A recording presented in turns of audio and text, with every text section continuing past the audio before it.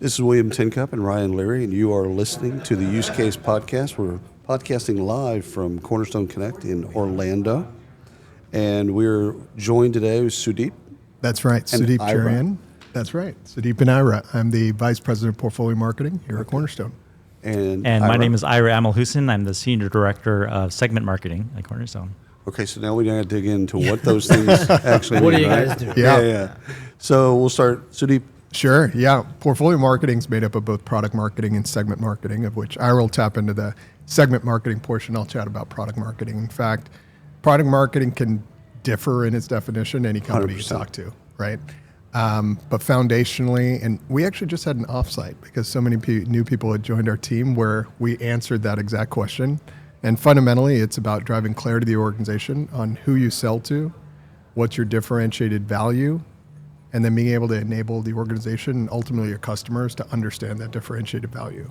So in differentiation, you're looking at a competitive landscape because your salespeople are going to get questions, or everyone's going to get questions and say, so-and-so does this and you do this. What makes you different?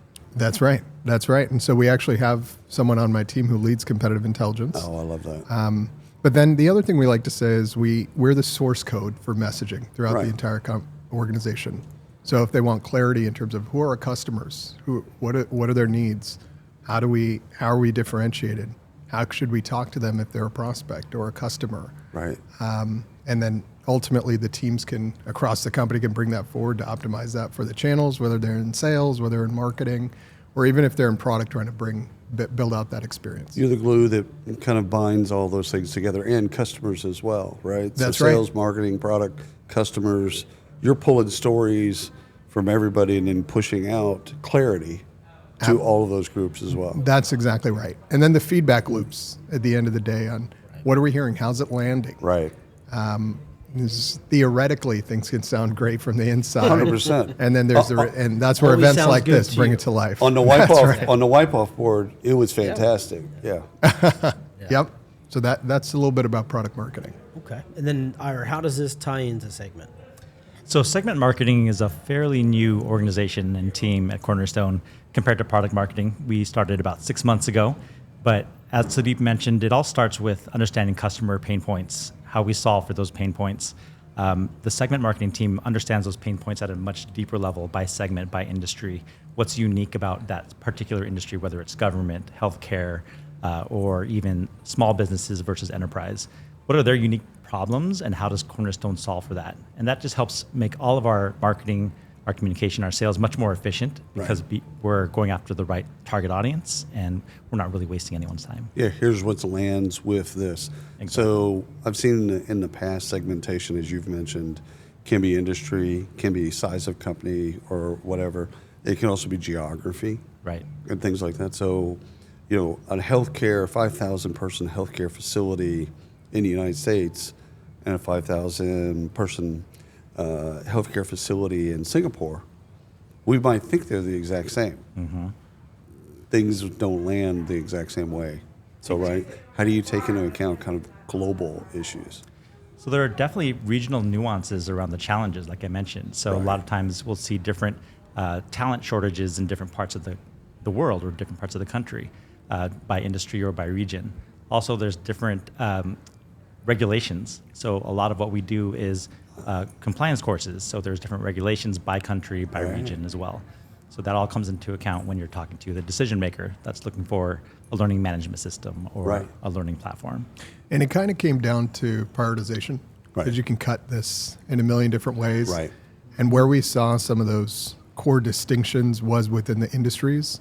But we intentionally called the team segment so it could flex. Right. So just a month ago, or may have been 2 months ago, we rolled out internal industry playbooks.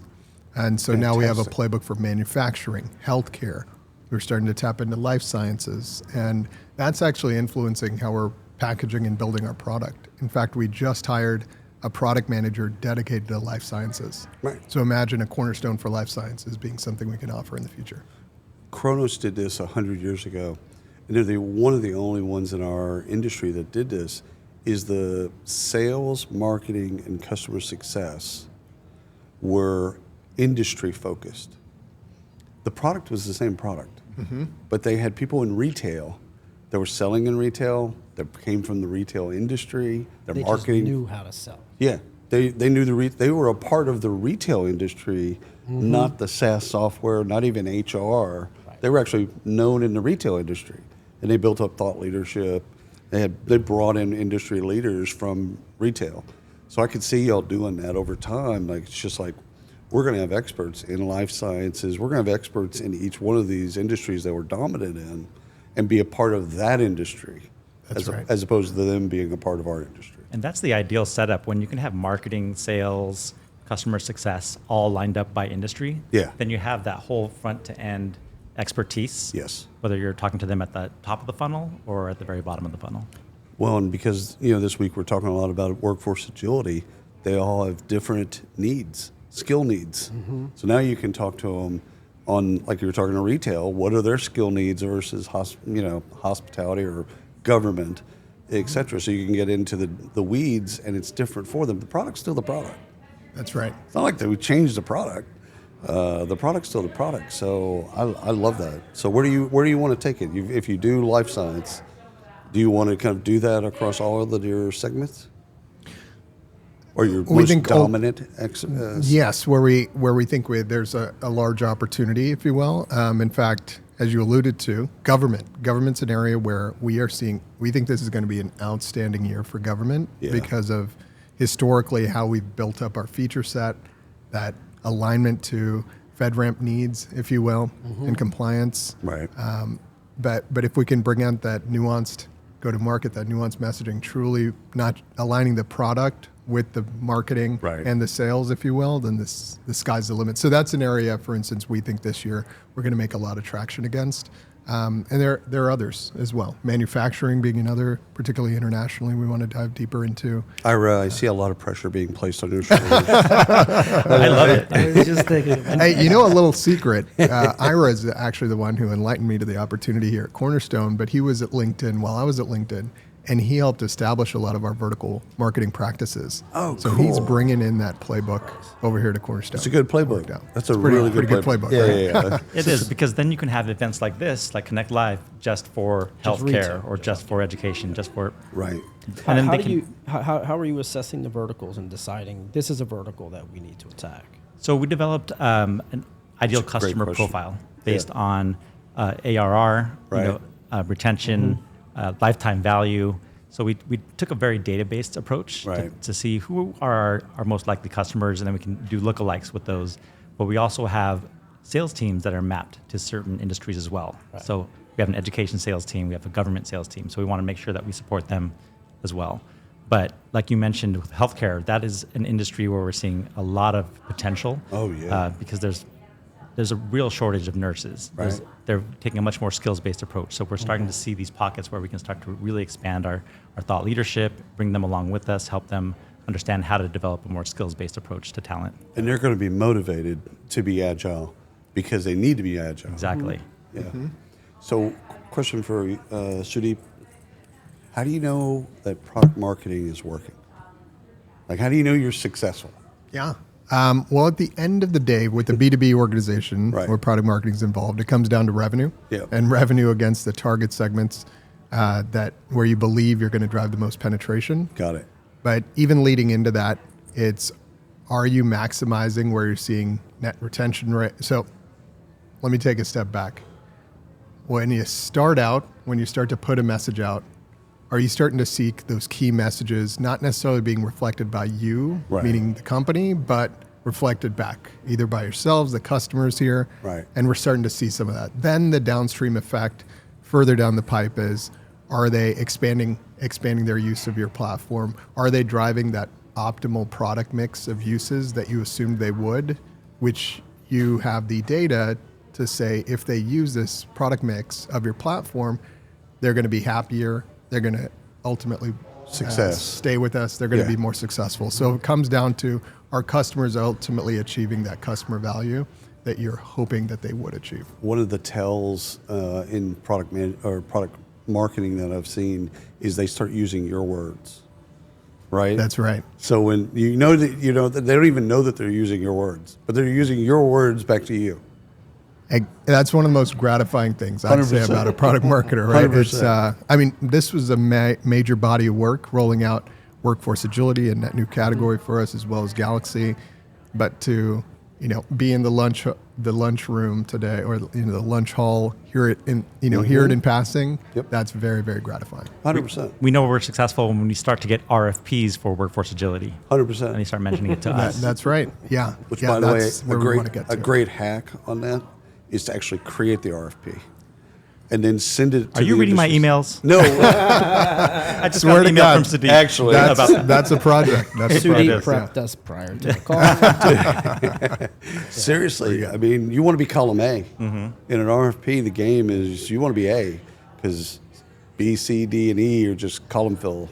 Exactly. So, but yeah, that's an easy hack, I guess. So Yeah, great tip. Product Great tip. product marketers. Where do the great product marketers come from? I think they come from all around. We have great ones I've seen from. It's those that can be great storytellers in my mind. You could argue that Steve Jobs was an amazing product marketer, 100%. right? Being able to get to the core of the message, the core of what your audience is trying to understand, and then be able to amplify that at scale Right. and have people draw that positive association to your brand and product. But generally, where we see them from. The whole gamut. We have great ones from customer success because Right. they're in it day in and day out. Right. You have some from content marketing as well. You also have some that come over from product management every Right. now and then. Right. Because they're your best evangelists. They're able to articulate the solutions. In fact, you probably saw Anna Goldberg up there on stage today. Yeah. Don't tell her. Well, this will be a published podcast. Edit this part I out. think You're holding a mic. She could really easily translate over into an outstanding product marketer. So, Right. ultimately, I'd love everyone to have that DNA of product marketing, and that's what we try to do with getting people to be great at the messaging, tell the story, and you don't have to necessarily have that title on your head. 100%. What do you think about salespeople translating into product marketing? I think sales would make a great product marketer because they're closest to the customer. They understand their needs, their use cases, and it's really all about relating your product to the customer's needs. Right. So that product marketer sits at the center of sales, product, and marketing. So anyone from those three areas can make a great product marketer. I think Yeah, absolutely. I think the consultative salespeople, Yeah. the people probably more the enterprise that are listeners, probably fare better. The transactional folks, I would think so. Probably not as much. I agree. Yeah, those that can see above, Right.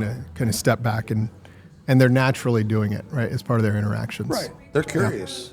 Absolutely. I think that's some of what y'all do.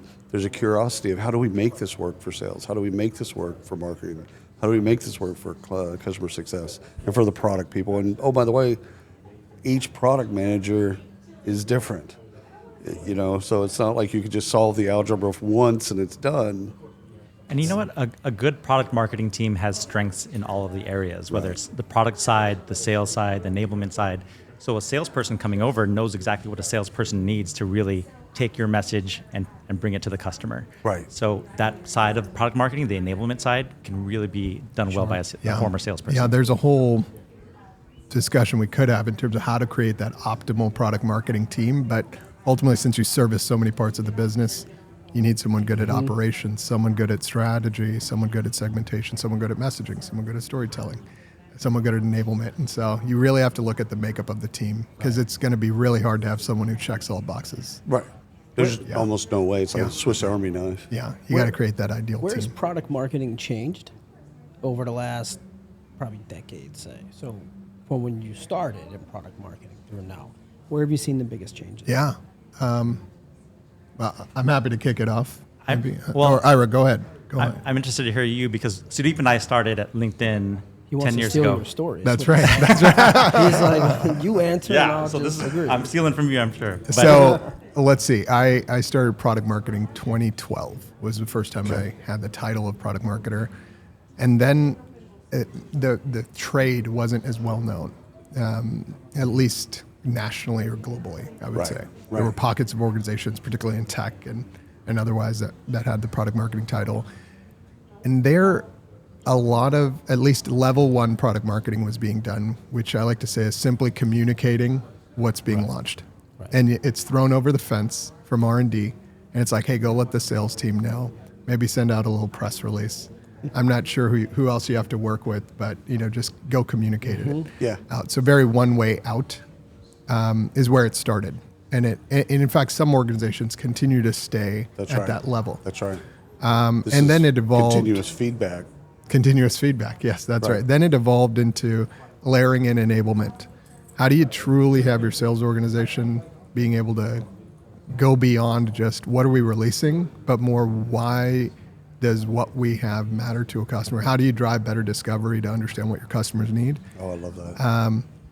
And then I think it evolved into actually tapping into the rest of the go-to-market engine, if you will, working across marketing and sales, realizing that there's insights that you can bring forward. So that feedback loop, as you were saying, it's not just the one out, but really bringing back that intelligence because we're in here on the ground. And a lot of times that means being able to tap into our customer support teams, going out at events like this, talking to customers, talking to sales, and bringing in what I like to say an unbiased, objective view to drive forward go-to-market strategy. So coming from just launch, level one, enablement, and then being more of that go-to-market strategist to help orchestrate your go-to-market efforts across the biz. It's a game of agility because it's not you solve it once, you're going to be constantly solving it.